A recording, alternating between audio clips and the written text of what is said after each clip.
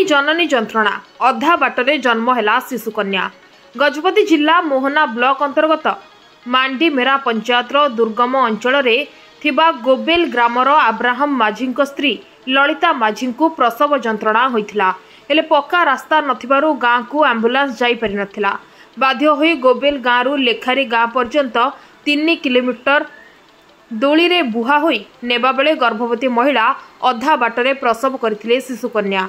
उभय माँ और शिशु को बिरकोट स्वास्थ्य केन्द्र में भर्ती करी चिकित्सा करा जायथिला।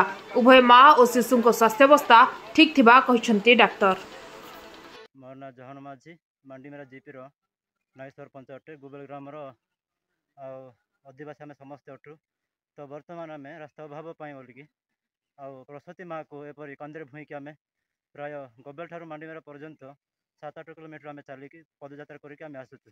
तो आम गत वर्ष ये डेलीवरी समय वर्ष ठारू जे आज पर्यंत आम रास्ता आदि रास्ता आम पंचायत आरंभ करी ब्लॉक रे जिले में एमती कि चीफ मिनिस्ट्री पर्यंत आम दरखास्त आम बढ़ेचु। तथापि आमर यही मांडीमेरा ठारू गोबेल पर्यंत आदि रास्ता आज पर्यंत पदक्षेप कौन सरकार की कौन ब्लॉक अधिकारी माने कौन पदक्षेप नहीं पारना।